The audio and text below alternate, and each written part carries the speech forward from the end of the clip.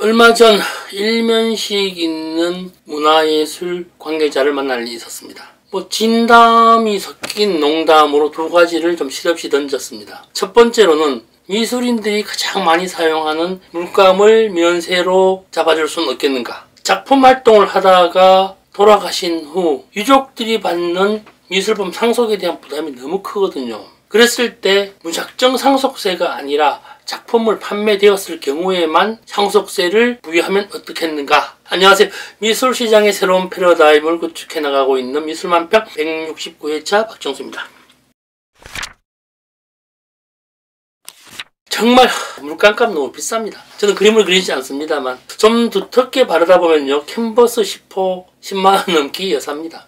이런 얘기를 했더니 관계자분께서 하시는 말씀이 물감이 면세가 되면 피아노, 기타는 어떻게 할 것이냐는 질문을 하더라고요. 제가 할 말이 없어가지고 웃음으로 넘겨버릴 수밖에 없었습니다. 여기에다가 작품 활동하다가 돌아가신 선치인이 유명 화가가 아니면 수백 점 유족이 고스란히 받아야 합니다. 상속세 어떻게 제외할 것인지에 대한 문제를 말하다가 같이 함께 넘겨버렸습니다. 오늘은요, 지난 회차에 이어서 미술 마케팅 세 번째 시간으로 진행하겠습니다. 지난 시간에 말씀드린 것을 요약해보면 다른 화가와의 차별성을 가져야 한다. 브랜드 확충과 작품 매매에 대해서 익숙해야 한다는 말씀을 드린 바 있었습니다. 오늘은 자본시장에서의 미술 마케팅을 어떻게 조성해야 할 것인가, 여기에 대한 이야기입니다. 예전에 이런 말이 있었죠. 한 3억 있으면은, 교육비로 쓰면은 잘 팔리는 화가가 될 수 있겠다, 이런 말이 돌고 돌아서 적이 있었습니다. 돈을 어떻게 쓰는가 하면요, 수준 높고 유명한 평론가에게 한 돈 1,000만 원 주고, 유명 거대 화랑에서 초대전 받으면서 뒷돈 한 3,000만 원 주고, 잡지 기사 내고 아트페어에서 두세 번 솔드아웃 시키면 된다. 하지만 말입니다, 3년 정도 해서 대중의 관심도가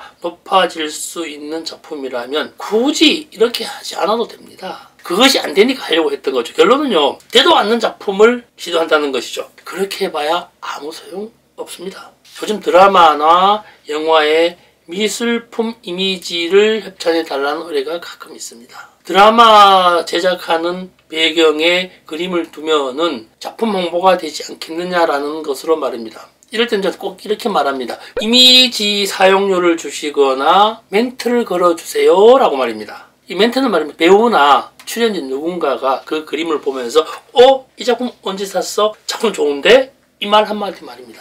알고 보면 시청자는요, 미술품 관심 없습니다. 사람은 보이는 것만 보고 싶은 것만 보이는 법입니다. 동료 관계자니까 그림 걸렸네 라고 이야기를 하지만 별 효과 없더라고요. PPL이라고 하지만은 미술품과 일반 상품과 너무 많이 다르죠. 가구나 의상, 건강식품 같은 경우에요, 드라마의 배경으로 등장시키는 것도 마케팅이겠지만 조금은 더 효과적인 방식을 찾아야 할 것 같습니다. 그래서 말입니다, 이미지 마케팅보다는 화가 마케팅을 우선해야 한다라고 말씀드리고 있습니다.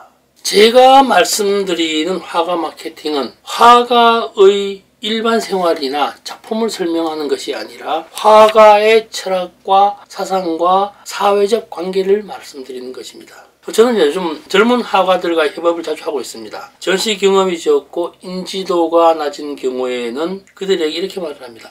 전시 오프닝 품앗이를 권하기도 합니다. 인스타나 페이스북에 좋아요 품앗이가 아니라 직접 찾아가서 인사하는 것을 권합니다. 잘 알고 있는 화가가 아니라 알고 싶은 화가, 친해지고 싶은 화가의 오프닝 때 만나서 꽃다발 대신에 커피 교환권 하나 선물하라고 말합니다. 억지로 만들어가지고 화방에서 미술 재료 교환권도 좋습니다. 이것이 더 효과적이거든요. 아트페어도 그렇습니다. 미술 시장을 마케팅 장소로 사용하는 것도 생각해 볼 필요가 있습니다. 어떻게 다르게 할 것인가에 대한 문제는 스스로가 찾아야 할 문제입니다. 제가 만약에 이렇게 하면 다르지 않겠느냐 라고 하면 그것은 이미 다른 것이 아니기 때문에 방향성을 잃어버리고 맙니다. 말을 아끼겠습니다. 우리나라에서도 서서히 미술 자본시장이 확대되고 있는 추세입니다. 지금까지의 소극적 방법에서 더 큰 방향성을 찾아나가야 할 때입니다. 글로벌 마케팅이죠. 말로는 많이 합니다. K-팝, 한복, 한국 드라마, 우리나라 미술품 쓸 때가 됐습니다. 어떻게 할 것인가는 저랑 많은 분들이 함께 고민해 볼 필요가 있습니다. 물론 돈이 많이 들겠죠. 외국의 경우에 참 많죠. 유명한 데미안 허스트를 후원한 영국의 사치 갤러리 마케팅도 참조해볼 만한 필요가 있습니다. 수억을 지원하고 수억을 들여 작품을 구매해주고 한마디로 돈질을 했죠. 알고 보면 사치는요, 작품에 투자했다기보다는 예술가에 투자하면서 작품을 비싸게 사들였습니다. 사치의 명성으로 말입니다. 사치 경우에는요, 전시 포스터 장난 아닙니다. 전문가의 손길이 필요한 곳에 적절히 사용한 마케팅이었습니다. 여기에다가 데미안스 본인도 그랬죠.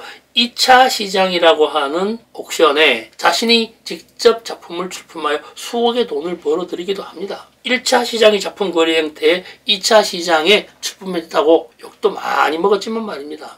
뱅크시 마케팅도 유명하죠. 미술관 전시실에 침투하여 자신의 작품을 버젓이 걸어놓고 나오기도 했습니다. 되게 유명한 사건이 있죠. 2018년 10월 달에 소더비 옥션에서 약 15억 원이었나요? 그때 낙찰된 뱅크시의 풍선과 소녀라는 의미가 있었죠. 낙찰봉을 두들기는 순간 이미지가 절반 이상이 파쇄되죠. 하여간 뭐 더 비싸졌습니다. 이것도 쇼 마케팅이었죠. 얼굴 없는 화가의 작품이 비싸지니까 벽이나 골목에 낙서려 그려진 그림들이 뜯겨져서 비싼 거래로 이어지기도 했었습니다. 이것도 물론 큰 그림으로 보게 되면 마케팅의 일종이죠. 이제는 구태의연한 좀 더 도발적인, 좀 더 진보적인 마케팅 시대가 된 것 같습니다. 오늘 이야기가 재밌었거나 유익했거나 다음 이야기가 궁금해진다면 좋아요와 구독, 알림 좀 기다리겠습니다.